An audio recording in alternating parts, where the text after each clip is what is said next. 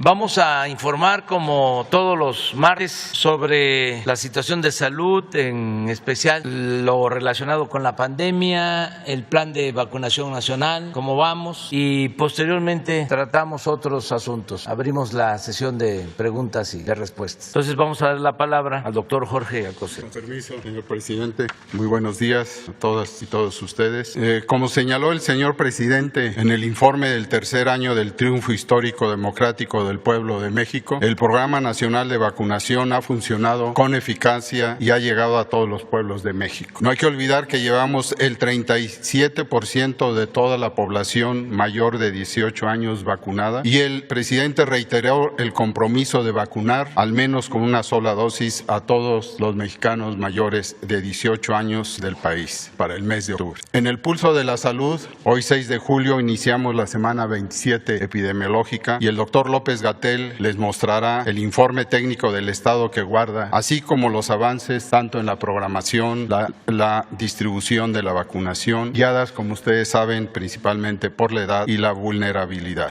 La licenciada Rosa Isela Rodríguez nos informará qué sigue en la vacunación en la frontera norte después de haber concluido en Baja California y avanzar en Sonora. El canciller Marcelo Ebrard mostrará las dosis de vacunas recibidas y las próximas a recibir. Y finalmente, el general secretario Luis Crescencio Sandoval nos explicará los elementos de la logística que aseguran la llegada de las vacunas al sitio de su aplicación, lo que permitió vacunar a 3.394.082 mexicanos la semana pasada.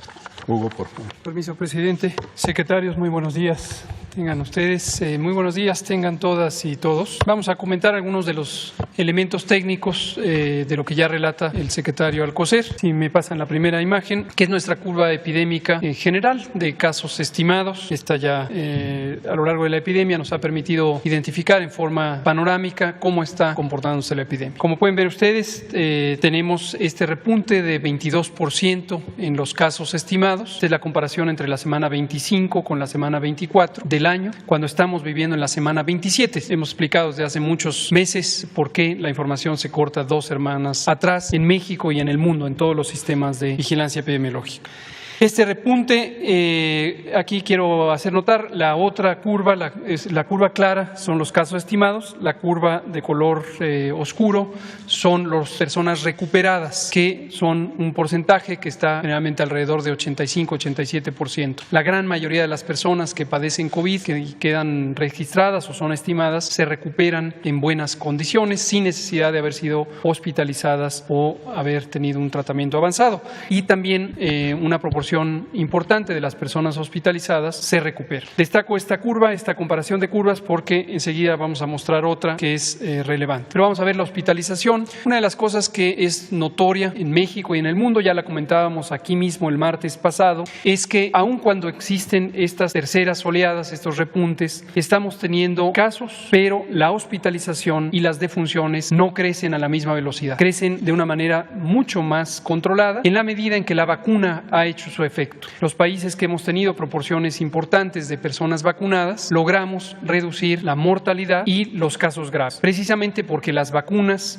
disponibles tienen ese como su efecto principal, el reducir la probabilidad de que una persona, aun cuando pudiera ser infectada por el virus SARS-CoV-2, la probabilidad de que presente enfermedad y enfermedad grave. Y esto es muy notorio en los datos epidemiológicos. Aquí pueden ver cómo la hospitalización no ha crecido, se ve en el extremo derecho de la gráfica, donde no se levanta la curva porque la hospitalización crece más lentamente y se ha mantenido alrededor de 15, 16, 19%. En este caso tenemos ahorita 20% de ocupación promedio nacional de las camas generales y 16% de las camas con ventilador, de las unidades que están destinadas a personas críticamente enfermas. Ahora bien, la siguiente, que es la que queremos detallar, es esta. Aparentemente se ve parecida a la primera, pero ojo, no vayan a confundirla. La primera eran los casos estimados y las personas personas que se recuperan. Esta es otra gráfica diferente, aunque parece semejante. En la línea clara es lo mismo, los casos estimados, es exactamente la misma información de la primera imagen que mostré, pero la curva oscura son las defunciones. Ahora, ojo, las defunciones tienen una escala en el lado derecho de la gráfica que es 10 veces menor a lo que está del lado izquierdo de la gráfica, que son los casos. No confundir la magnitud, es 10 veces menor las defunciones.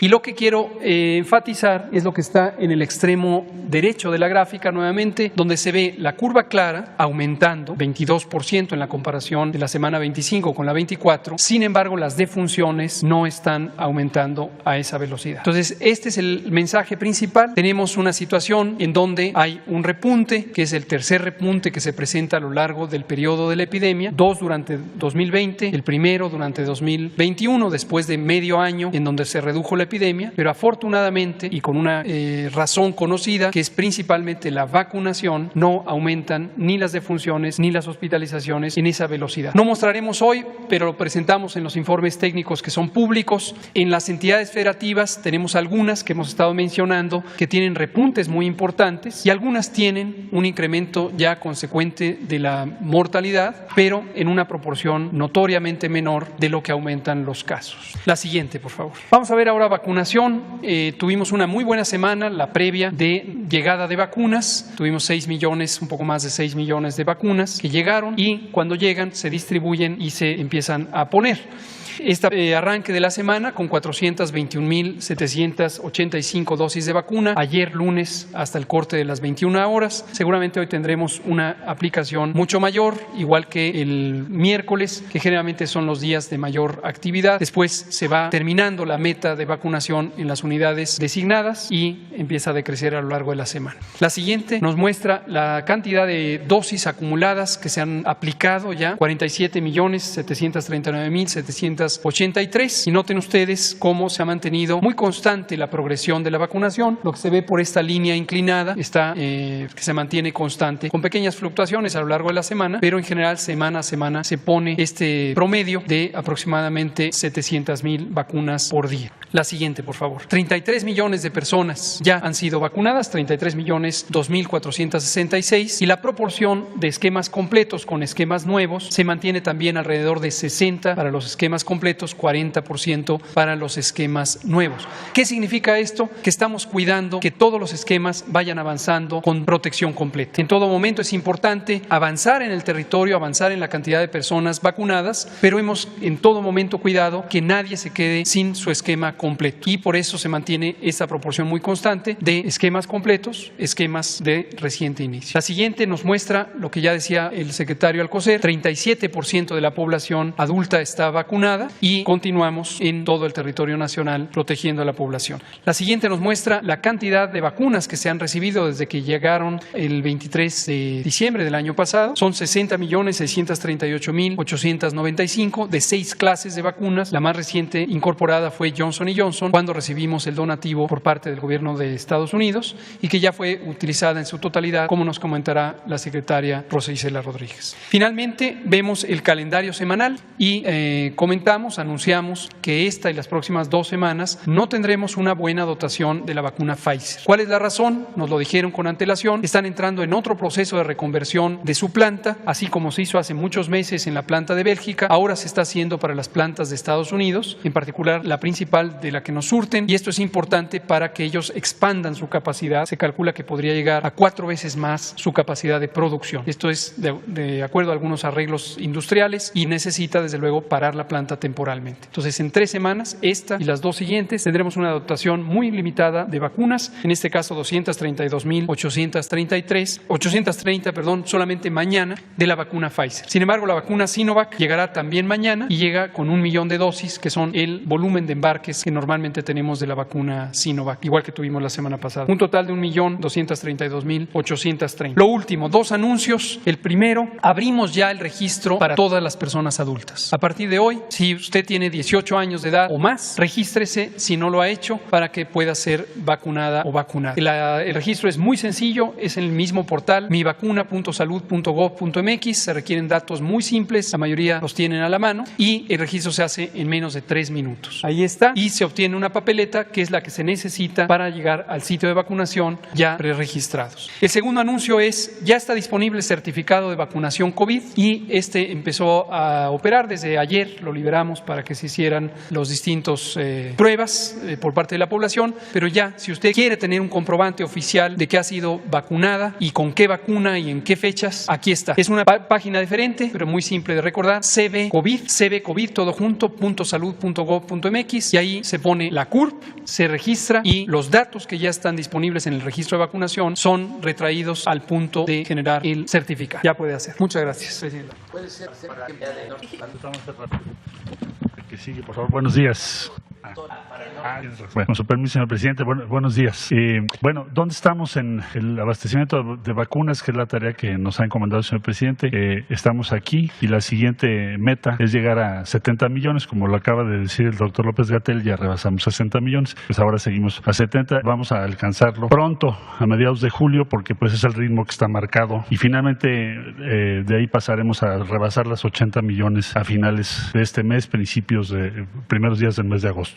La siguiente, por favor. El presidente de la República, desde que empezó la pandemia, se hicieron dos cosas, varias. Una, hablar con muchas instancias en el exterior, suscribir tempranamente la opción multilateral que es COVAX, promover la resolución de la ONU que dio lugar a ello y también aumentar las capacidades nacionales. Entonces, hemos tenido envíos desde 7 países hasta el día de hoy y cada vez más lo que vamos a tener es que el abasto en México va a ser fruto de acuerdos para envasar nacionalmente, a ser llenado y envasado final en México, aunque la sustancia activa proviene de otros países. Lo último que tenemos que informar ahí es el trabajo de Birmex, que ya inició el envasado, su primera prueba de la vacuna Sputnik de origen ruso. En esta gráfica, aquí se iniciaron las entregas de Dronex Querétaro y aquí se iniciaron las entregas de Leomont o Coyoacán, Estado de México. Es la misma gráfica que les acabo de presentar. La siguiente, por favor. Todo esto pues es un circuito internacional complejo, pero en fin, lo que me interesa comentarles es que en México ya se habrán envasado en julio, para fines de julio, 9 millones de AstraZeneca. Estas dos las traemos del exterior, 2 millones de Pfizer, 11 millones de Sinovac, y este millón de CanSino también se envasa aquí en México. La siguiente, por favor. Informar de lo que nos encargó el presidente, la reunión del grupo de los 20 en Italia, que la posición mexicana fue acelerar la cooperación internacional y ayudar a los países más vulnerables. De ahí se derivan 2 acuerdos específicos con Italia. Vamos a hacer todo lo posible por traer la fase 3 de Reitera, que es la vacuna italiana que ya está bastante avanzada. Y en México, hoy, si no hay algún cambio, se va a evaluar el proyecto fase 3 de Sanofi, que es francesa, con lo cual tendríamos más opciones de las que ya acabo de aclarar en este momento. La siguiente, por favor.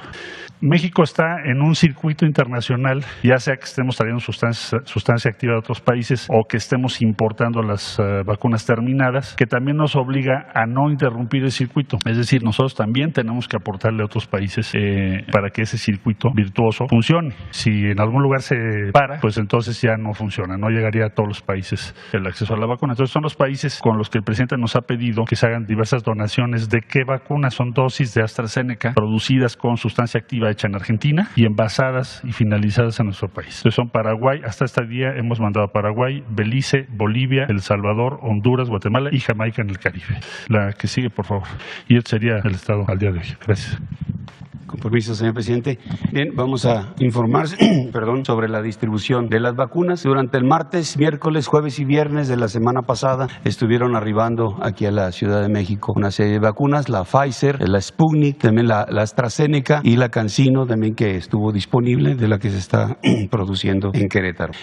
Todas estas vacunas, lo que es Pfizer y Sputnik, fueron concentradas a INCAN, la Pfizer, la Sputnik a Birmex, acá en Popotla, la AstraZeneca AstraZeneca y la CanSino a Birmex, Cuautitlán, Izcalli. En total fueron 5.165.420 dosis. Se notificaron y estuvieron listas para distribución 4.602.930 dosis. Estas entre jueves, viernes y sábado se hizo la distribución a los estados. Tenemos por vía aérea 1.117.650 dosis que se distribuyeron a 7 estados, a 7 entidades federativas, aprovechando las 4 rutas que integró la Fuerza Aérea Mexicana. La ruta aérea número 1 para cubrir Baja California y Baja California Sur. La ruta 2, Sonora. La 3, Sinaloa y Chihuahua. La ruta 4, Oaxaca y Yucatán. En la distribución terrestre realizada entre viernes y sábado se distribuyeron un total de 3.485.280 dosis.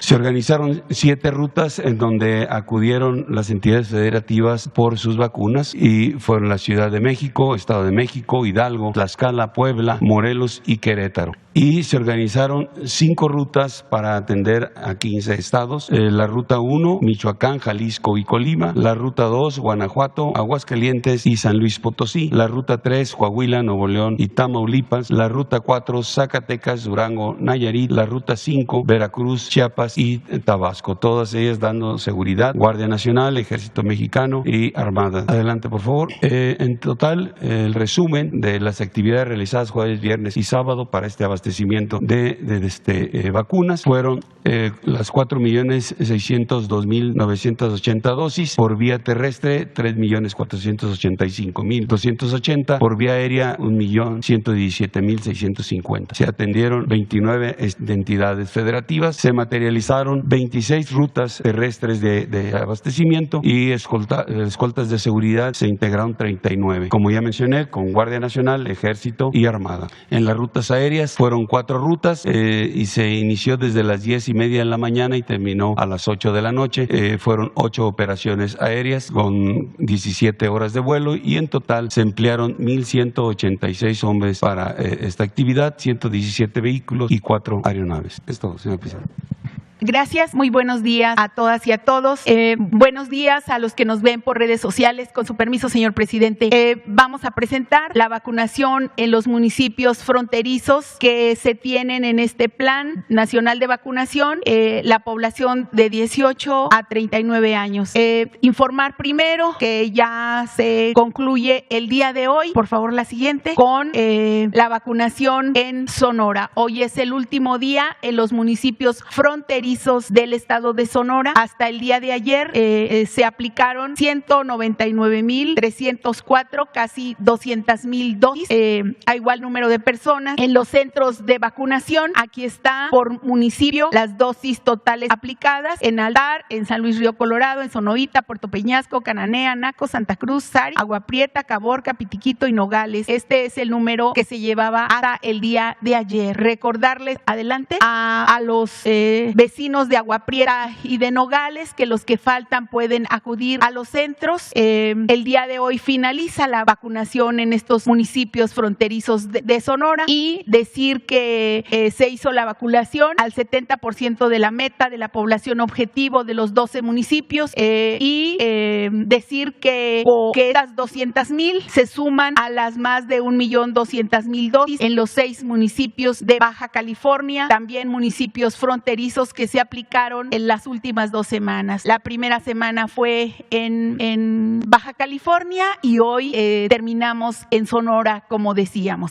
Queremos agradecer mucho la colaboración del Seguro Social, de la Secretaría de Bienestar, de la Secretaría de Marina, la Secretaría de la Defensa Nacional, el DIF, y la colaboración del Gobierno del Estado a través de la Secretaría de Salud. Hoy, en fin, quedan estos 2 centros de vacunación abiertos en Sonora, en Agua Prieta, en el Centro de Usos Múltiples y en Rusvallo Plaza Municipal, así como en Nogales, en el Instituto Tecnológico de esa localidad. Adelante. Decir que el jueves 8 de julio, pasado mañana, continuamos la jornada de vacunación en los municipios fronterizos del estado de Chihuahua, cubriendo la primera etapa por instrucción del señor presidente: Ascensión, Coyame del Sotol, Janos, Manuel, Benavides y Ojinaga. Esta primera etapa comprenderá del jueves al sábado 2 de julio. julio. Vamos a estar, aquí tenemos una meta de aplicación de las primeras 20,000 vacunas. Si terminamos antes, podríamos estar viendo la disponibilidad para continuar con los siguientes municipios. Si tenemos vacunas, inmediatamente continuamos en Juárez, en Pragedis de Guerrero y en Guadalupe. Vamos a esperar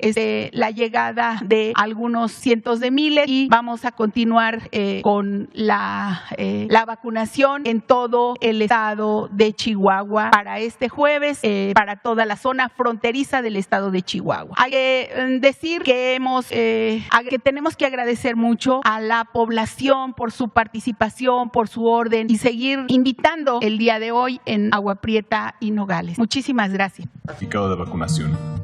Deberás entrar a la página https://cbcovid.salud.gov.mx. Al ingresar al sitio deberás poner la CURP. Luego de ingresarla, se te notificará que la información fue enviada al correo registrado anteriormente. Dentro del correo habrá 2 ligas, deberás dar clic en la primera para ver tu certificado de vacunación. Si al consultar la información te das cuenta de que existen errores en los datos de vacunación, deberás dar clic en la segunda liga para hacer el reporte de los errores. El sistema te pedirá que llenes los datos requeridos y que adjuntes la papeleta de vacunación. Una vez completados los campos, deberás dar clic en enviar.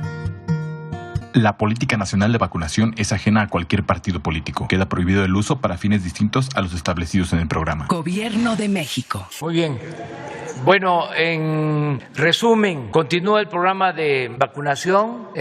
Seguimos teniendo abasto suficiente de vacunas. Ha sido oportuno el vacunar a la población porque, como se está demostrando, ahora que hay un pequeño repunte en contagios, aun cuando la población joven está siendo contagiada, nada que signifique gravedad, pero sí hay un pequeño repunte, no hay la hospitalización que se podría esperar y lo más importante de todo, que no hay fallecidos. Ha bajado considerablemente el número de fallecidos. Aquí hemos estado hablando desde hace meses que la estrategia de vacunación iba orientada a vacunar primero a los adultos mayores, a la población más vulnerable, porque de esa forma íbamos a garantizar que se redujera la mortalidad por COVID hasta un 80%. Esto se está logrando, afortunadamente. Y es, como lo decía el doctor Hugo López-Gatell, un fenómeno mundial.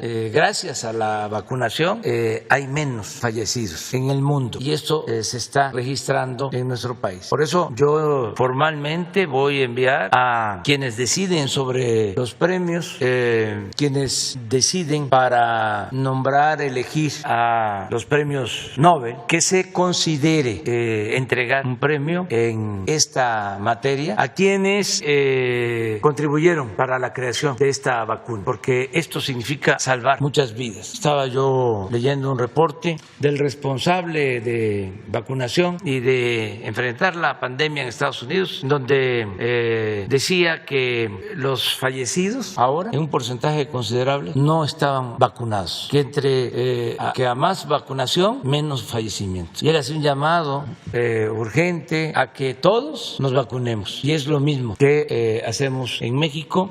Tenemos que seguir vacunándonos para protegernos, porque se está demostrando que si estamos vacunados, estamos protegidos. No dejan de haber casos en donde con una dosis, incluso con las 2 dosis, hay contagio o puede perder la vida una persona, pero es algo excepcional, no es la regla, porque a veces se magnifica esto, ¿no? Para transmitir el mensaje de que no sirve la vacuna. Eso no es cierto. La vacuna es muy importante. Eso hay que tomarlo en consideración. Bueno, esa es mi reflexión y vamos, la compañera, el compañero. 3, allá, 4, 5. Hasta ahí llegamos. Acuérdense nada más porque si no... Gracias, presidente. Lisbeth Álvarez, de ZMG Noticias y Seguro Político. Saber sobre esta vacunación de 18, ¿qué pasa con las personas que cumplen al final del año, por ejemplo, los 18 años? ¿Van a poderse registrar? ¿Cómo se le va a hacer? Los jóvenes que apenas solicitaron su credencial del INE, que a veces les tarda, también si se van a poder registrar. Si va a haber algunas otras indicaciones en específico con los jóvenes, porque comúnmente pues a veces salen de fiesta duda, a veces consumen quizá bebidas alcohólicas, quizá pueda tener la vacuna alguna repercusión, saber este certificado, en dónde se los pueden pedir, en cuánto tiempo lo van a entregar, esos detalles, por favor. Pues es Hugo, básicamente. Muchas gracias, Liz. Vamos primero por los jóvenes. Las personas jóvenes de 18 años cumplidos y más se pueden registrar. Una de las inquietudes que pudiera generar es por qué nos piden que nos registremos si, por ejemplo, esta semana están diciendo que van a llegar menos vacunas. Tener claro lo que hemos explicado, y con mucho gusto lo volvemos a explicar, de que el registro no es un programa de citas. No es que hoy se registran y en la próxima semana les va a llegar la cita a vacunarse. Este preregistro es para planear la vacunación, municipio por municipio, poblado por poblado. Hay 2.470 municipios en el país y nos es de mucha ayuda tener con antelación la información. Entonces, quien se registra ya empezamos a procesar la información y planeamos la llegada de las vacunas. El momento específico en que se le llame a cada persona para ser vacunada dependerá de la operación de la unidad local de vacunación, como ha venido ocurriendo desde que empezó el programa. Las personas que no han cumplido 18 años no se pueden registrar por la sencilla razón de que las vacunas no están autorizadas para su uso en menores de 18 años, excepto la de Pfizer, que desde el inicio quedó registrada en 16 y más. Pero no es conveniente que se registren. Cuando cumplan 18 ya les tocará registrarse. Las actividades de las personas jóvenes no deben interferir con la vacunación. El tema del alcohol, que ha sido muy sonado. En general, el consumo excesivo de alcohol causa daños a la salud pública y a la salud individual. Eso es muy conocido, pero no hay una prohibición para tener actividades convencionales, consumo moderado de alcohol, por ejemplo. Entonces, no debería ser un problema. Importante mensaje que damos desde ahorita y lo estaremos repitiendo como mensajes de promoción de la salud. Lo que ya ha dicho el presidente, vacunarse reduce muy significativamente el riesgo de tener enfermedad, sobre todo enfermedad grave y muerte. Muy significativamente estamos hablando de que prácticamente todas estas vacunas reducen más del 92% el riesgo de enfermedad grave y reducen 100% el riesgo de muerte, o casi 100%, 99.99%. Entonces es muy importante vacunarse. Sin embargo, no debe las personas confiarse a que como ya estoy vacunado, ya no importa todo lo demás. Es muy importante como población seguir manteniendo una movilidad lo más limitada que sea posible, lavarse las manos continuamente, proteger el estornudo, usar el cubrebocas en espacios públicos cerrados, etc. Entonces eso también. Finalmente, respecto al certificado. Decidimos emitir un certificado oficial porque este es un comprobante general que puede ser útil para múltiples propósitos.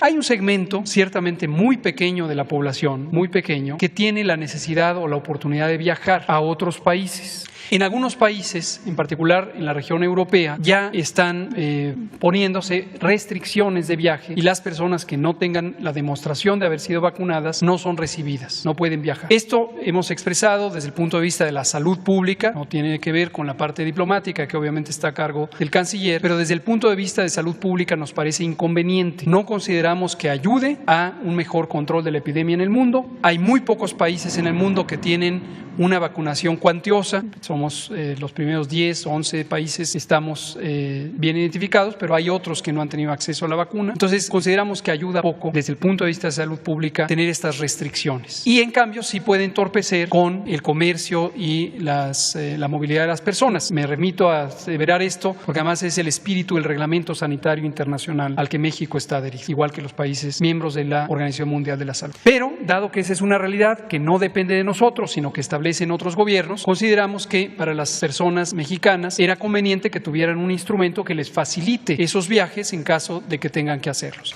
Entonces, una cualidad de nuestro certificado, primero es que es oficial, segundo es que tiene un código QR que permite la verificación en tiempo real por parte de cualquier autoridad migratoria o de cualquier otro naturaleza. Entonces, en el código QR, con cualquier lector de QR, el oficial de migración, vamos a pensar de algún país, puede exponer el certificado y con el código QR se retoma el registro de la base de datos del Gobierno de México y produce 3 datos aleatorios que se están rotando del propio certificado que ayudan a la validación del certificado. Es decir, el oficial de migración puede ver en tiempo real que el certificado es auténtico porque la señal de internet de la base de datos del Gobierno de México demuestra que se trata de ese certificado. Si lo vuelve a exponer, hay otros datos del mismo certificado y siempre hay consistencia con lo que está impreso. Entonces, eso consideramos que va a facilitar las cosas. Ahora, última elemento que queremos dejar muy claro: no es adecuado, de hecho puede ser ilegal en ciertas circunstancias, que para propósitos de empleo se pida estar vacunado contra COVID-19. No sería procedente que un empleador en México pidiera el certificado y que si la persona no tiene el certificado no le quiera recibir en el empleo si ya está empleado, o no lo quiera emplear si la persona no está empleada. Eso no sería adecuado, sería contrapuesto a las leyes mexicanas, y por lo tanto el certificado no debe usarse en México como un condicionante de empleo, igual que no debe usarse ningún otro requisito de salud en ese sentido. ¿Las empresas que lo pidan serán sancionadas?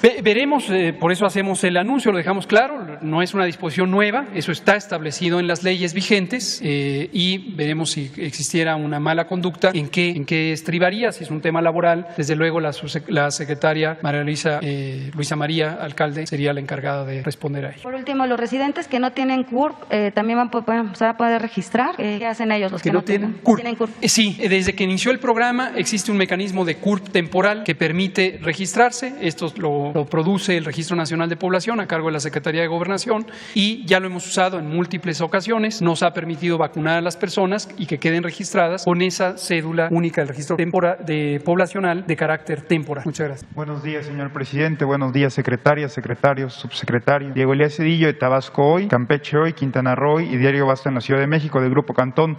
Señor presidente, en atención al anuncio que usted hizo anteriormente sobre postular a los científicos mexicanos o a las personas que estuvieron detrás de la creación de la vacuna COVID-19, quiero pensar que era la vacuna patria, para el premio, para ser postulados al premio Nobel, y a raíz también de los sucesos que se han dado en distintos países, ergo Uruguay y también en España, en Madrid, sobre la creación de un monumento a las personas que lamentablemente han perdido la vida por COVID-19. Mi pregunta sería, señor presidente, si el gobierno de México tendría alguna estrategia o tiene pensado en algún futuro a corto o a mediano plazo la creación de un monumento para honrar a todas las personas que han perdido la vida y a su vez para conmemorar lo que significó esta pandemia para el país. Tengo entendido en el Instituto Mexicano del Seguro Social, aquí en la Ciudad de México, existe un muro COVID. Este muro es Muro Corazón y Vida. En consecuencia, a lo mejor bajo esta premisa, ¿se tendría pensado la creación de un monumento para conmemorar a las personas fallecidas, presidente? Gracias. Bueno,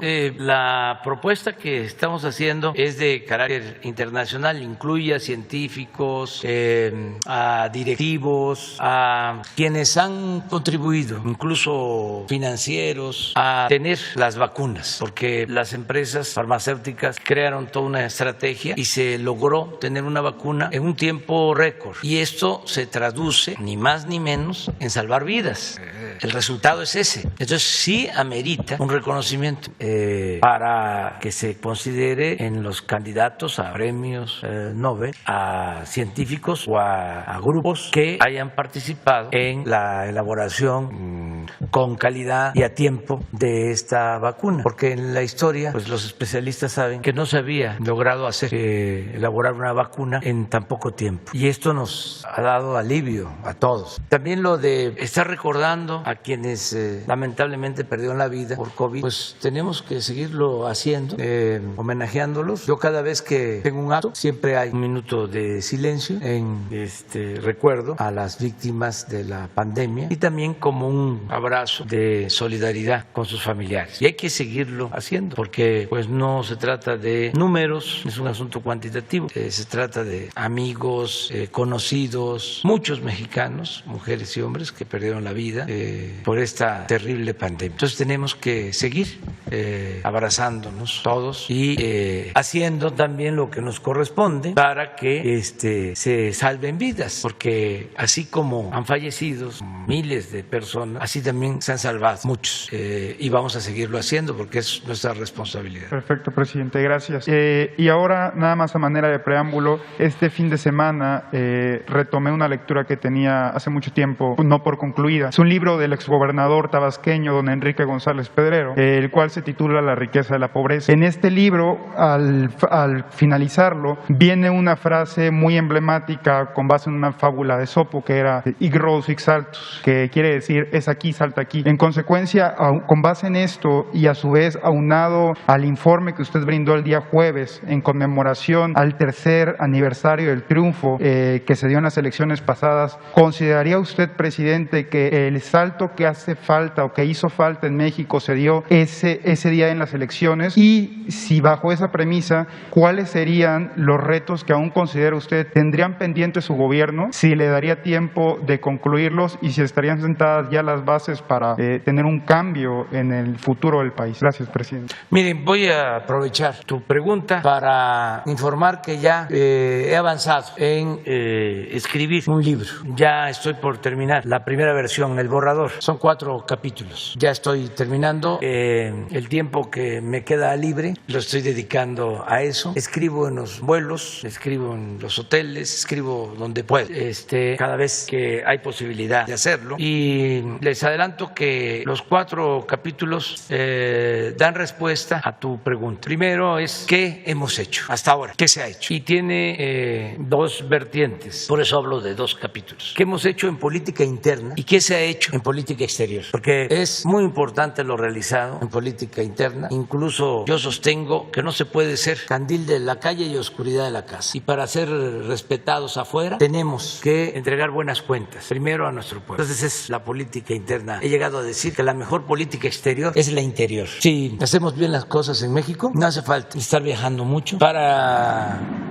darle credibilidad o seguir acrecentando el prestigio de México en el extranjero. Eso solo se difunde. Si estamos bien, se enteran en todos lados. Si estamos mal, lo mismo. Entonces, por eso, la política interna. Yo llevo más de 2 años y medio y solo he salido en una ocasión del país. Y eso un día y regresé. Entonces, política interna. Lo segundo, política exterior, que ha representado un apoyo fundamental a nuestra política interna. El que se haya firmado el Tratado de Libre Comercio nos está ayudando mucho. Si no hubiésemos logrado que se firmara el tratado, que se restableciera el tratado con condiciones distintas, porque acá se toma en cuenta lo laboral y otros aspectos que no se consideraban, pero si no lo hubiésemos logrado, tendríamos problemas. Ahora, por el tratado, México es de los países más atractivos en el mundo para invertir. Tenemos la garantía de que no va a faltar la inversión extranjera. Somos el principal socio comercial de Estados Unidos y cada vez es mayor el crecimiento de nuestras exportaciones. Y esto significa empleos, significa bienestar, divisas, crecimiento económico. Entonces, ¿cómo logramos eso? En ese segundo capítulo explico, entre otras cosas, cómo fue la relación con el presidente Trump. ¿Se acuerdan ustedes que una vez vino un periodista brasileño y que preguntaba cómo se había dado una relación pues respetuosa cuando se apostaba a que íbamos a confrontarnos, que íbamos a chocar? Y no fue así. Entonces ahí explico los pormenores de esta relación y otras acciones que se han tomado en el terreno de la política exterior. El tercer capítulo es muy interesante. Está dirigido a reflexionar sobre el comportamiento de nuestros adversarios. Cómo se ha conformado en México un bloque conservador, reaccionario, que ha querido detener el proceso de transformación. Ese es un buen capítulo, porque hablo de los grupos de intereses creados, los grupos de presión, la relación con los medios de información y los partidos de oposición, todo lo que se ha generado de manera natural porque estamos llevando a cabo una transformación. Siempre que hay un proceso real de transformación, pues se produce una reacción. De ahí que se hable de reaccionarios. De ahí viene el término, el concepto. Hay textos, no muchos, pero sí Gastón García Cantú tiene un compendio que recomiendo de documentos sobre el pensamiento de la reacción en México, pensamiento reaccionario en el país, desde la independencia, cómo se han comportado los grupos reaccionarios, conservadores. Y el último capítulo es cómo estoy viendo el futuro, que espero para finales del gobierno, aclarando de que voy a pasar todavía la prueba de la revocación del mandato, que sinceramente no me preocupa mucho, porque yo le tengo mucha fe al pueblo de México y siempre me han ayudado, me han apoyado. apoyado, me han respaldado. Estoy más preocupado por la ciencia y la naturaleza, por mi estado de salud, por todo lo que podemos padecer los seres humanos, todo lo que no está en nuestro control. Pero si llego a finales de septiembre del 24, quiero, y eso es lo que planteo en el libro, pues haber contribuido a un México, a construir, a lograr un México pues más justo, más igualitario, más fraterno, pacífico y además con mucho prestigio en el concierto de las naciones. Entonces, pero ahí describo lo que estoy pensando hacia adelante. Vamos estoy terminando el borrador, voy a dedicar todo este mes a la revisión y espero entregarlo a la editorial en agosto. Ahí siempre hay un regateo que la editorial pide tiempo y pues no se tiene tanto, quiere que se le dé bastante tiempo para la impresión. Entonces espero entregarles la primera semana de agosto, finales de agosto, para que esté el libro al día 1 de septiembre, que es el informe, el tercer informe, y estaríamos a la mitad del tiempo. Faltarían 3 años para concluir la administración. Entonces ya te contesté. Muy buenos días, señor presidente. Miguel Arzate, del Sistema Público de Radiodifusión del Estado Mexicano, Canal 14. Preguntarle, señor presidente, ¿cómo fue la reunión que tuvo el día de ayer por la noche con la delegación de senadores estadounidenses que estuvieron aquí en Palacio Nacional? ¿Cuál fue el tema de convocatoria para los senadores? Si nos pudiera platicar cuáles fueron los temas más importantes que se reunieron y sobre todo cómo fue el ambiente de esta reunión. Bueno, es una reunión con una comisión del Senado de Estados Unidos muy importante, porque son senadores del Partido Republicano y del Partido Demócrata que nos pidieron una conversación para conocer nuestros puntos de vista sobre distintos asuntos bilaterales, sobre todo. Fue una reunión muy cordial, amistosa. Los temas, pues el desarrollo de la región, creo que fue un tema muy interesante. Cómo fortalecer América del Norte y a nuestra América frente al avance de otras regiones del mundo, el avance económico, el avance comercial. Cómo integrarnos con respeto a nuestras soberanías para potenciar todo lo que se tiene en América: recursos naturales, fuerza de trabajo, tecnología, inversión, mercado interno, para equilibrar, que no se quede rezagada América ante el avance evidente, notorio de Asia. Ese fue un tema interesante. El tratado, que tiene que ver con lo mismo. Ellos están convencidos de que es necesario para los dos países, indispensable para los dos países. No hay conflictos de aranceles, de ninguna medida que impida que podamos importar y exportar libremente. Esto ayuda mucho. El que, por ejemplo, nuestros agricultores que se dedican a la producción comercial, a la exportación, no tengan ninguna barrera arancelaria o algún obstáculo que tenga que ver con la sanidad vegetal, animal. No hay embargos de por medio. O sea, es muy buena la relación comercial. También hablamos de abrir por completo la frontera lo más pronto posible. Se agradeció lo de la entrega de las vacunas. Se les informó sobre cómo se han aplicado, cómo ya en Baja California estamos igual que en California en vacunación. Ahora ya, de acuerdo al informe de Rosa Isela, hoy concluimos ya la vacunación en Sonora, vamos a Chihuahua, luego a Coahuila, luego Nuevo León y Tamaulipas. Entonces vamos a terminar, vamos a usar la vacuna Pfizer para terminar de vacunar en toda la franja fronteriza y poder abrir lo más pronto posible. Hay interés de parte de ellos en este asunto, es un interés mutuo y hubo coincidencias. Hablamos también del fenómeno migratorio, de cómo lograr conjuntamente un plan para ordenar el flujo migratorio, para que no se exponga a los migrantes, que no haya tráfico de personas, que se protejan los derechos humanos y que de manera muy realista se pueda medir cuánta fuerza de trabajo se requiere para el crecimiento de América del Norte, porque se van a necesitar trabajadores. Siempre lo he dicho, se habla más de lo que se avanza en materia tecnológica tecnológica. Se habla de la automatización, de la robótica, del desplazamiento de la fuerza de trabajo. Sí, pero eso lleva tiempo. Se van a seguir necesitando trabajadores y eso se tiene en América, y sin el trabajo no se hace nada, no se logra nada. La riqueza se produce con el trabajo, no es nada más el capital. Entonces, ¿por qué no regularizar la importancia que tiene la fuerza de trabajo en lo productivo? Y en fin, tratamos varios temas.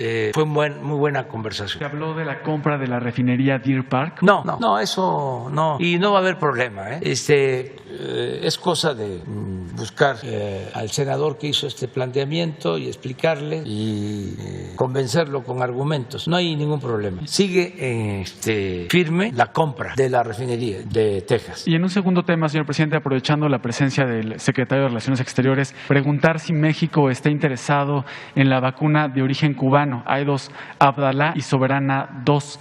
Hablaba de que se buscará participar en las fases 3 de las vacunas italiana y también francesa. Pero ¿qué hay de la vacuna cubana? Preguntarle si México estaría interesado en participar con estas vacunas y también aplicarla en nuestro país. Estamos abiertos a tener relaciones y poder intercambiar experiencias en vacunas y adquirir vacunas. Y estamos además nosotros muy agradecidos con Cuba porque en momentos difíciles, cuando teníamos más contagios, más enfermos, más fallecidos, en diciembre del año pasado, enero, febrero, marzo, no teníamos médicos suficientes, teníamos hospitales terminados, como el hospital de El Iste en Tláhuac, equipado con camas, con todo lo necesario, pero no teníamos médicos. Y hablamos a Cuba y nos enviaron médicos, nos enviaron enfermeras y estuvieron aquí con nosotros apoyando, de modo que la relación con Cuba es una relación muy fraterna en todos los campos. Pero no sé si Marcelo podría decir algo sobre eso. Bueno, rápido paso revista al tema de las fases 3, muy breve. Desde un principio México ha tenido el interés, por instrucciones del presidente de la República y también del sector salud, de traer a México fases 3. Se han llevado a cabo varias, claramente Johnson & Johnson, CanSino, CureVac, en fin, ha habido varias fases 3. Ahora tenemos presentación de solicitudes, como ya dije, de Sanofi, Valvax, que es una RM mensajero, que va a valorar el sector salud si se lleva a cabo esa fase 3. Hay otra de la India. Y en el caso de América Latina hicimos una reunión de la Comunidad de Estados Latinoamericanos y Caribeños para presentar el portafolio de América Latina desde las vacunas propias, después de la experiencia que hemos tenido. ¿Cuál ha sido esa experiencia? Que al día de hoy América Latina sigue siendo, como región, junto con el Caribe, de las que tienen menos vacunas si lo comparas con otras regiones del mundo, que sí producen. Dicho de otro modo, es estratégico producir tus propias vacunas. Bueno, en la reunión de la comunidad se presentaron los diversos proyectos. México presentó el suyo, Patria. Cuba nos presentó los suyos, que son 2, que ya están en fase 3. Presentó Brasil otra, Chile otra, Argentina otra. Entonces ese es el portafolio de América Latina. El compromiso es los que logren pasar fase 3 y tener las autorizaciones regulatorias. Los demás países de América Latina respaldaríamos ¿cómo? Pues comprando alguna parte de las vacunas que vamos a necesitar en el futuro. Es decir, estamos hablando ya claramente del año 2022. Entonces, respuesta específica, sí nos interesa y sí es muy importante que América Latina tenga en la región la posibilidad de producir su propia vacuna, porque esta no va a ser el último virus que vamos a enfrentar. Va a haber otros. Y la gran lección es, tenemos que desarrollarlo nosotros. Caso contrario, nos puede costar miles de vidas, quizá millones. Entonces, sí nos interesa. Quedamos 4. A ver, no sé si... bueno, las dos. Gracias, presidente. Buenos días, Dalila Escobar, de A Tiempo TV. Preguntarle, este año se cumplen 10 años de la masacre en Allende, Coahuila, donde, de acuerdo con pobladores, desaparición de 300 personas, y es un tema que, pues ya se ha planteado incluso aquí. Usted incluso había mencionado que la investigación seguía abierta, y aprovechando que está aquí el secretario de la Defensa Nacional, en una investigación apenas hace unos días, reciente, de la revista Proceso, informaba que precisamente, pues es el secretario, el general secretario, quien en aquel momento estuvo a cargo de la guarnición que estaba en Piedras Negras y que tuvo conocimiento casi inmediato de estos hechos. Quisiera ver la posibilidad de preguntarle al secretario qué fue lo que sucedió en aquel momento, si se dio vista, si se tuvo conocimiento y si en efecto van a continuar las investigaciones en este sentido, presidente. Gracias. La primera. Sí, eso sucedió hace 10 años más o menos, ¿no? 10 años. ¿Quién era gobernador? Estaban Moreira, precisamente. Moreira. ¿Cuál de ellos? Era, fue en 2011. Humberto. Moreira. Humberto sí. luego. Se dio en una situación de mucha inestabilidad política, pero sobre todo de mucha violencia en Coahuila, estos lamentables hechos. Pero ¿podría el general explicar?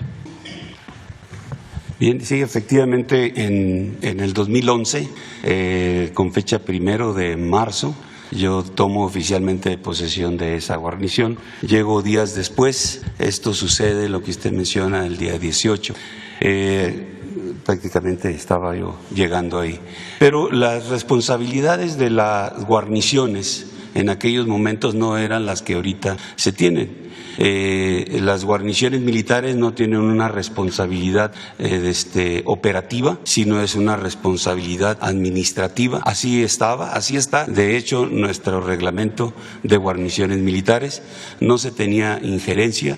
Yo cuando llego ahí no tenía más personal que el que estaba ahí en la guarnición, 22 elementos entre oficinistas, personal que atendía la parte administrativa de la guarnición. No había tropas para realizar operaciones, repito, porque no eran actividades o no tenía responsabilidad la guarnición en ese ámbito. Había efectivos ahí en la guarnición o en esa área de una sección, 25 elementos que pertenecían al regimiento de Musquis, Coahuila. Era la fuerza operativa que se responsabilizaba de esa área, teniendo a bastante distancia su base principal. En aquellos entonces también Coahuila, además de lo que ya mencionó el señor presidente, la presencia de tropas era sumamente reducida.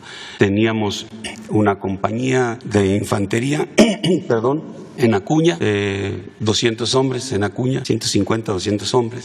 Un regimiento de caballería en Musquis, casi en la parte central del territorio de ese estado. De ahí una unidad de infantería en Saltillo y otra más en Torreón. Era lo único que se tenía. Las unidades, alrededor de 500 hombres, es decir, contábamos con 1.500 hombres para poder cubrir todo ese gran territorio. Y bueno, la presencia, obviamente, de la delincuencia en ese estado. Por esas fechas también fui designado responsable de la atención de un incendio que empieza precisamente en esas fechas en Acuña y que va a través de todo el territorio hasta desde Musquis. Ahí es donde logramos parar el incendio. Entonces mi ocupación principal en esos momentos era la atención del incendio, controlando, siendo responsable de lo que era la parte del ejército, de la Fuerza Aérea y todo lo de protección civil que se estaba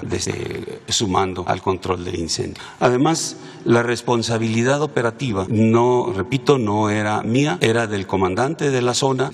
Como lo ves actualmente, los comandantes de zona son responsables de las actividades operativas y administrativas que se realizan dentro de su área de responsabilidad, que normalmente ocupan un estado o hay estados que los tenemos divididos en 2 o en 3 zonas militares. Entonces no era yo el responsable directo en ese momento de esa parte. Quiero sí citar que en la actualidad en algunas guarniciones, como lo fue también en su momento la guarnición de Piedras Negras, se le han asignado responsabilidades operativas. De hecho, en la parte de ahí de Piedras Negras, cuando yo termino la responsabilidad de cubrir el incendio, unos meses después, debido a la situación que iba en incremento la presencia delincuencial y la actividad delincuencial, se convierte Piedras Negras junto con otros municipios de Coahuila como parte de una operación, la Operación Noreste, que era controlada y responsabilidad de la comandancia de la 4ª Región Militar con sede en Monterrey, porque en Monterrey y Tamaulipas ya se tenía esa operación y se conjugaron ahí algunos municipios. En ese momento más o menos unos 8 meses después de que yo arribé a esa guarnición. Es cuando se da el apoyo de tropas para realizar operaciones y se inician las operaciones, y ahí sí, después de 8 meses, fui responsable de la actividad operativa que ahí se realizaba bajo o coordinando el esfuerzo de los hombres que estaban ahí asignados a Piedras Negras y la parte que le llaman 5 manantiales. También quiero hacer referencia que de Piedras Negras hacia el lugar donde fue, en Allende, pues hay una distancia considerable que debido a esa dispersión de tropas o a la gran extensión de terreno, pues los responsables en su momento, que era el regimiento de caballería que tenía esa área, pues era difícil cubrirla con sus hombres, ¿no? Una extensión sumamente amplia. Inclusive como parte de la estrategia para atender Coahuila, fue creciendo en efectivos. En la actualidad hay una cantidad importante de efectivos que se ha llevado dentro de esta estrategia. Inclusive ahorita en estos momentos estamos construyendo un regimiento, 560 hombres más que van a estar asignados a Ciudad Acuña. Ahí se están realizando una instalación. Entonces ya tenemos una cantidad diferente a lo que teníamos en ese momento. Hay unidades en Piedras Negras, ya no es solamente esa guarnición, hay una unidad de caballería con 560, 580 hombres, otra más que va a haber en Acuña, tenemos una más al centro del estado, en Monclova, tenemos seguimos con el batallón de Saltillo, el de Torreón, y además una brigada de policía militar que está en San Pedro de las Colonias, 3,000 hombres, y una fuerza que está integrada en La Laguna, donde es la responsable de atender toda la parte de La Laguna. Entonces, en la actualidad nos permite tener un cubrimiento importante del terreno que tiene Coahuila, que anteriormente no se tenía. General, nada más puntualmente preguntarle si en aquel momento entonces sí tuvieron conocimiento, y aunque no fuera la facultad, pues contaban con esa información, pero no se atendió o no se pasó a la instancia correspondiente, solamente. En aquellos momentos también había una particularidad. Para poder, precisamente por lo que no se tenía la condición que hoy se tiene en la actual administración federal, que era el que no podíamos actuar en el ámbito de la seguridad pública. No se podía actuar. Para poder nosotros actuar en el ámbito de la seguridad pública, tenía que existir una petición del gobernador del estado hacia la Secretaría de Gobernación, de la Secretaría de Gobernación hacer el análisis, hacer ver o establecer cuál iba a ser la estrategia, y si se determinaba que nosotros deberíamos entrar porque no se tenían las fuerzas suficientes de seguridad pública para atender el problema, entonces entraríamos a hacerlo. Entonces tenía que, nuestra participación era generada de una petición de las autoridades civiles, cosa que no ocurrió. Eso no ocurrió nunca, entonces no se podía participar. Hoy en la actualidad tenemos, gracias a que se hizo la modificación en la Constitución, en nuestra Constitución, pues tenemos la oportunidad de participar en el ámbito de la seguridad pública, que eso ha ayudado grandemente porque no hay ese obstáculo tan grande que existía anteriormente para atender el ámbito de la seguridad. ¿Qué teníamos que hacer? Andar operando, andar fuera, andar buscando a los delincuentes para que en el ámbito de la flagrancia se diera el encuentro con ellos y entonces pudiera uno actuar única y exclusivamente en flagrancia delincuencial. No había otra manera de hacerlo. Entonces, al no haber una petición, no podíamos participar. Sí hubo una presencia posteriormente de personal del regimiento de caballería de Musquis, que fue al área a hacer, verificar qué es lo que estaba sucediendo o qué había sucedido. Gracias, general. Presidente, muchas gracias, general. Sobre este asunto, pues igual en nuestro medio ha podido constatar que aunado a esta crisis que se vivió hace 10 años, los pobladores ahora presentan la crisis económica, que sí, derivada del tema de la pandemia, pero lo que ellos mencionan es que ahora con el asunto de estar tan cerca precisamente de municipios que están pues dentro del decreto presidencial, donde tienen algunos beneficios fiscales, pues les ha afectado, y lo que ellos externan es que se sienten pues un tanto abandonados, pues no como tal por el gobierno federal, pero sí como lo que tiene que ver con este tipo de decretos, y que por algunos kilómetros este pueblo pudiera, junto con Villa Unión y Morelos, pudieran convertirse en una especie de pueblos fantasmas. ¿Consideraría de nuevo el análisis de poder incluir estos municipios, o de plano ya están fuera del decreto presidencial? Pues no lo descartamos, pero el plan tiene que ver con los municipios fronterizos fronterizos, porque no solo son estos casos, hay otros en toda la frontera que están haciendo la misma solicitud. Bueno, está pidiendo lo mismo Baja California Sur, porque anteriormente se consideraba como parte de la estrategia de apoyo a la frontera desde la época de General Cárdenas a Baja California Sur. Entonces estamos viendo qué posibilidades tenemos de ayudar y estamos abiertos a eso. Va a depender mucho del balance general, porque todo lo que se obtenga de recaudación, que vamos bien, todo lo que ahorremos por la austeridad es para el pueblo. Lo que no queremos es endeudar al país. Entonces tenemos que mantener finanzas públicas sanas. Entonces vamos viendo y priorizando. ¿Qué les digo, por ejemplo, a los pobladores de esa región y a todos los mexicanos? Que vivan en el pueblo que vivan del país, en la comunidad más apartada, en la ranchería, en el ejido, en la zona más remota, en la sierra, en el desierto, donde estén, van a estar recibiendo sus apoyos y cada vez van a ser más. Por ejemplo, el programa de adultos mayores. En todos los pueblos de México, de adultos mayores, se va a entregar la pensión y cada vez va a recibirse una cantidad mayor. Mi compromiso es que a enero del 24 van a estar recibiendo el doble de lo que están recibiendo ahora. Pero así también las niñas, los niños con discapacidad y todos los discapacitados, porque estamos buscando un acuerdo con los gobiernos de los estados. Ahora que vinieron los nuevos gobernadores electos, ellos quieren que se establezcan convenios con la federación para que ellos pongan un 50%, nosotros 50% restante, y no solo se dé la pensión para discapacidad a menores de 18 años o hasta 18 años, sino de 18 a 64, que ya a partir de los 65 ya es la pensión de adulto mayor. Bueno, entonces, como hay discapacitados de 18 a 64 años que no están recibiendo pensión, ellos estarían en condiciones de aportar el 50% y nosotros el restante 50% para tener a todos los adultos mayores con pensión y a todos los discapacitados. Estamos hablando de 6 millones de discapacitados. Sí, porque lo que se tiene ahora es 1 millón de niñas y niños, es pobres, esos todos, y también discapacitados que reciben la pensión de adultos mayores. El censo del 20 habla de 6 millones. Ya comenzó, incluso ya se está entregando a mayores de 65. Vamos poco a poco.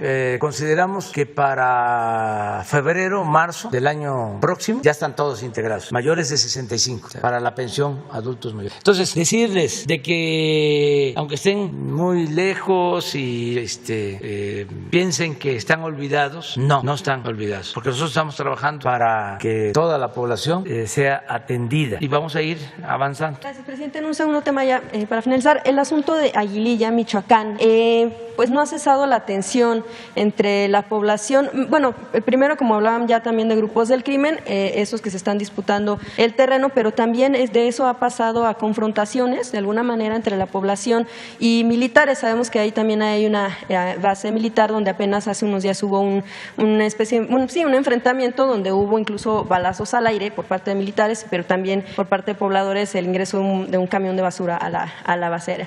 Ellos lo que mencionaban es que han optado o han querido optar por la vía pacífica, pero lo que consideran es que no han encontrado una respuesta favorable por parte del ejército, porque por ejemplo los grupos del crimen les han cortado la luz, les han cerrado los espacios carreteros, y que eso de alguna manera ya es una tensión que consideran ya no se debería de soportar. Incluso algunos cuestionan que antes de empezar a decir que es cosa heredada, lo que deberían o lo que quieren ver es que el Estado actúe. Incluso el propio gobernador ha mencionado que si los militares no han actuado es por orden de usted, y que ello lo que considera es que debería haber una coordinación para que empiecen a actuar en esa zona, porque los pobladores están llamando incluso también a que usted acuda a la zona.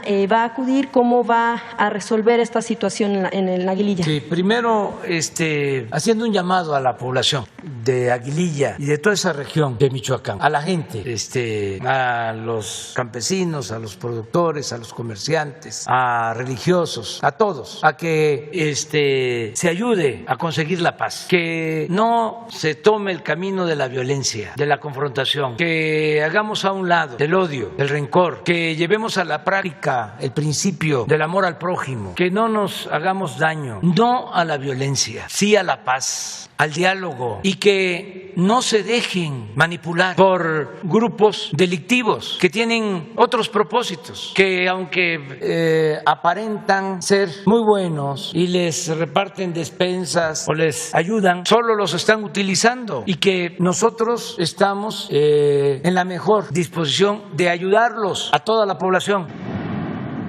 pero que no opten, que no decidan por querer resolver las cosas con violencia. Se los pide el presidente de México. Conozco el Aguaje, conozco Aguililla, conozco toda esa región y conozco al pueblo de Michoacán. Y es un pueblo bueno, un pueblo trabajador. Entonces, que no se dejen llevar, que no los enganchen, porque hay 2 o 3 grupos. Entonces quieren apoderarse de territorios y provocar confrontación y pérdida de vidas humanas. Y nosotros no queremos eso. No queremos que nadie pierda la vida. Y aquí incluyo a todos. No quiero que pierdan la vida quienes están en las bandas delictivas. No quiero que pierda la vida nadie. No estoy de acuerdo con la vía violenta. Soy pacifista. Y aunque se burlen, porque tengo una razón de fondo, aunque se burlen, voy a seguir diciendo: abrazos, no balazos. La paz es fruto de la justicia. No se puede enfrentar la violencia con la violencia. No se puede enfrentar el mal con el mal. No se puede apagar el fuego con el fuego. Ya se abrió una mesa de diálogo, pero con mucha claridad también les digo: no puede dejarse sin protección a la población. Tiene que seguir el Ejército y la Guardia Nacional, porque si no, se convierte en terreno de nadie o de quien se impone mediante la violencia y somete, y eso no lo vamos a permitir. El Estado tiene como función básica garantizar la paz y la tranquilidad. No le vamos a dejar, como antes, el que garanticen la paz los grupos de autodefensa. Eso no, eso fue un grave error que causó muchas vidas. Eso ya no se acepta y estamos buscando el diálogo. Y están muy interesados nuestros adversarios, muy interesados en la provocación, en que caigamos en la trampa de la provocación, de la violencia, porque quisieran mancharnos, quisieran poder decir: es lo mismo de antes. No, yo no soy Peña, ni soy Felipe Calderón, no soy partidario del mátalos en caliente, no soy partidario de masacres, no soy partidario de torturas, no soy partidario de la asociación delictuosa que se daba entre delincuencia y autoridades. Somos distintos. Entonces hay mucho interés. O sea, vivimos asediados porque son temporadas es una temporada de canallas, temporada de sopilotes, de quienes quisieran que fracasara. Pero no, tenemos ideales, tenemos principios y vamos a seguir adelante y vamos bien y vamos a cuidar, nada más, no caer en ninguna provocación. Y al mismo tiempo, qué bien que tenemos esta posibilidad de comunicarnos con la gente, porque yo estoy seguro que en Aguililla van a tenernos confianza y vamos a seguir con el diálogo hasta llegar a acuerdos, pacificar no solo Aguililla, todo el país, cuando se actúa de buena fe. Ahora que hablas de Coahuila, no se me va a olvidar nunca lo que vi de un video. A lo mejor nos va a costar mucho trabajo conseguirlo, pero sería muy bueno, un fragmento de Moreira en el gobierno de Calderón. Llega, él lo explica, a ver, consíganlo. No, espérame, es que es interesantísimo. O sea, es que todo esto ayuda porque si no, dice Humberto Moreira que llega Felipe Calderón a una gira a Coahuila para, si no lo encuentran ya ahorita lo relato, y le dice que si cómo estaban las cosas y le pregunta por una persona supuestamente vinculado a la delincuencia, por uno o por dos, por un jefe de un grupo de delincuentes, y que le responde Calderón, le dice palabras más, palabras menos, lo vamos a alinear, a ver si cuando se escuche el video, cuál fue la palabra que usó. Y dice Moreira: me diste miedo, Felipe. Para que le haya dado miedo Felipe a Moreira, imagínense cómo eran las cosas en ese tiempo. Entonces ya no es lo mismo. Y por esa razón no actuará el ejército en Aguililla por las mesas de negociación. Para buscar que se logre un acuerdo y se evite la violencia, la confrontación, porque hasta se podría decir, es entre ellos. Antes así se decía, como si no fuesen seres humanos. Sí, hay muchos homicidios, pero es entre ellos, es enfrentamiento entre ellos. Sí, puede ser enfrentamiento entre ellos, pero nosotros tenemos la obligación, como Estado, de proteger la vida de todos. ¿Cuándo va a Aguililla? tablilla, presidente. Voy a ver cuándo puedo ir. Y también no voy porque no quiero hacerle el caldo gordo a la prensa amarillista y a nuestros adversarios. ¿Se imaginan si voy a estar en eso? Híjole, el Reforma y el Universal y las televisoras y todos hablando nada más de eso. Estoy pendiente, estoy atento, estamos actuando, pero pues no me estoy chupando el dedo. Por algo soy el presidente de más edad de la historia de México. Hasta lo dicen mis adversarios y hasta les concedo razón. Ya estoy chocheando. ¿Qué tal a todos? Buen día, presidente. Soy Fabiola Martínez del periódico La Jornada. Regresando al tema de salud, quisiera preguntarle si ante este repunte que están mencionando, ¿se planea algún cambio en la táctica o en la estrategia para evitar precisamente que se agrave o que se pueda hacer más difícil esta situación? Posiblemente quizá pedir algún tipo de prueba a los turistas, dado que los focos de mayor repunte son en zonas turísticas, quizá solo alguna prueba rápida o algo así. En fin, si ante este panorama pudiera haber algún cambio de tendencia, algún cambio de táctica o estrategia. No, la estrategia básica es la vacunación. Acelerar la vacunación, cumplir con el compromiso de que en octubre tengamos vacunados a todos los mayores de 18 años, aún con una dosis, porque está demostrado que la vacuna protege. En el caso de Quintana Roo, estamos dando prioridad a la gente de Quintana Roo para que tengan lo más pronto posible el acceso a la vacuna. Baja California Sur, lo mismo, y ya estamos avanzando. Nos preocupa y estamos atendiendo, y no es que esté creciendo en el número de contagios, sino que por alguna razón se nos fue quedando Chiapas en vacunación. Entonces ayer tomamos la decisión, y aprovecho porque estas conferencias de prensa son como reuniones de trabajo, son acuerdos. Aprovecho para informarle a la población de Chiapas que se va a intensificar la vacunación porque se nos quedó rezagado el estado de Chiapas. Ayer di la instrucción para que Zoé Robledo se haga cargo del plan de vacunación en Chiapas y podamos ponerlo a Chiapas igual que al resto de los estados, porque miren, pones la gráfica de estados vacunados y esto es lo que estamos haciendo. Aun cuando en Chiapas no tenemos rebrotes, como sí se tiene en Tabasco, se tiene en Campeche, se tiene en Yucatán, en Quintana Roo, de todas maneras, miren, 18%, esto es muy bajo. Estamos a la mitad de la media nacional, cuando tenemos 79% en Baja California y falta reporte. Sí. Entonces, eso es lo que estamos haciendo. Entonces, va Zoé, y aprovecho también para hacerle un llamado, porque siempre trabajamos de manera coordinada con el gobernador Rutilio Escandón Cadenas, para que nos ayude, como siempre, que trabajemos juntos, que se pongan de acuerdo, Zoé, Rutilio, los presidentes municipales, en el caso de Chiapas. Vamos a enviar vacunas suficientes. Estamos viendo que sea la vacuna CanSino, que es una dosis, porque son comunidades muy apartadas. Seguramente por eso es que se quedó rezagado. También un llamado al coordinador de los programas federales para que se apliquen los siervos de la nación a este plan. Presidente, en esta estrategia que nos está comentando, ¿cómo van a asegurar el abastecimiento de vacunas? Ya nos explicaron que va a haber una pausa en Pfizer, pero está, por ejemplo, el caso de Birmex. ¿Cuál es la inversión que se va a hacer? Si ya tiene la autorización de COFEPRIS para envasar la vacuna rusa, ahí esa parte como que está pendiente de cómo se va a garantizar este abasto. Sí, miren,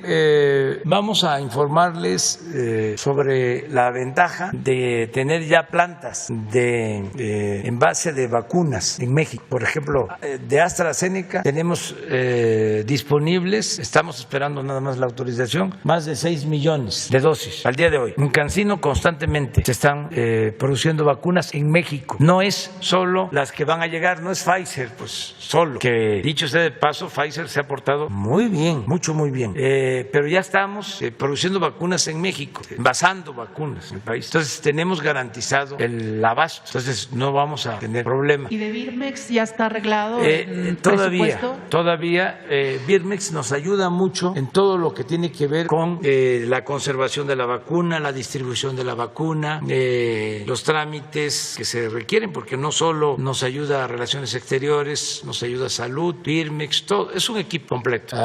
Teníamos, por ejemplo, alguna dificultad para conseguir la segunda dosis de Sputnik y ya llegó esta segunda dosis, una parte parte y se espera que en esta semana llegue una segunda dotación, y eso lo hace el doctor Pedro Centeno, que es el de Birmex. Y en un segundo tema, si nos pudiera precisar de la reunión de ayer con los senadores estadounidenses, menciona que tienen interés en la apertura de frontera. ¿Cuál sería el cronograma o la estrategia para conseguir ese objetivo? Y también preguntarle por qué hace el señalamiento de Asia. ¿Ellos tienen o usted mismo tienen temor o alguna advertencia sobre el crecimiento de China, por ejemplo? Es que yo sostengo, y se lo he dicho a las autoridades de Estados Unidos, se lo dije al presidente Biden, se lo dije a la vicepresidenta Kamala Harris, de que nosotros queremos un equilibrio en lo económico y en lo comercial en el mundo. No queremos un desequilibrio, que crezca una región del mundo, como está sucediendo en Asia, se deteriore América del Norte en lo económico, en lo comercial, y que para conseguir los equilibrios se apueste a lo bélico. Nosotros no queremos eso, ni para nuestra generación ni para las generaciones futuras. Entonces es preferible el equilibrio en lo económico y en lo comercial entre las regiones del mundo, no una hegemonía económica comercial que aliente una hegemonía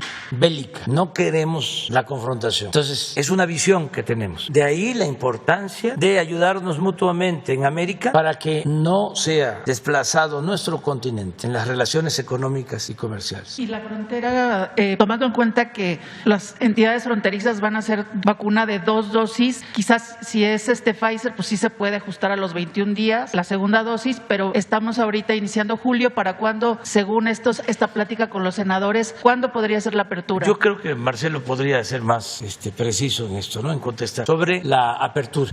Con mucho gusto.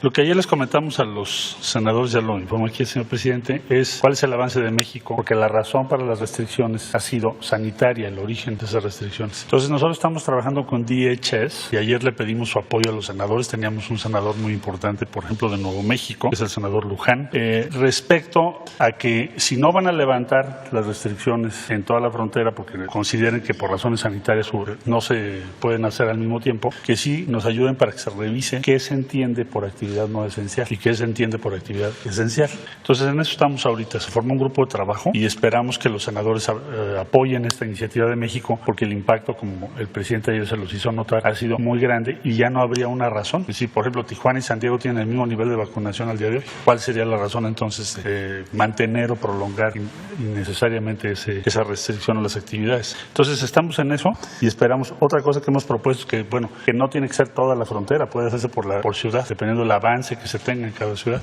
Entonces estamos esperando la respuesta, espero que sea muy pronto. Presidente, si nos hace favor de actualizar las negociaciones, el análisis técnico sobre la rehabilitación de la línea 12. Sabemos que sigue habiendo trabajos con especialistas ya sobre documentos específicos de ingeniería. ¿Cuál sería también esta parte de resolución técnica y sobre todo también qué le han comentado de cómo se va a avanzar? Pues sobre todo porque la gente quiere saber sobre los responsables, sobre las sanciones. Usted nos ha dicho que la Fiscalía está ahí al pendiente del tema, pero ¿a usted qué le han informado también de esta parte, no solo la técnica, sino también de los responsables? Gracias. Bueno, la parte judicial pues está a cargo de la Fiscalía y ellos con toda libertad tienen que darle curso a la investigación. Yo estoy más directamente participando en el restablecimiento de la línea. Ya hice aquí el compromiso de que en un año va a estar funcionando de nuevo la línea del metro de Tláhuac. Y se está haciendo ya el proyecto de rehabilitación. Ya hay un equipo que nombró la jefa de gobierno de especialistas.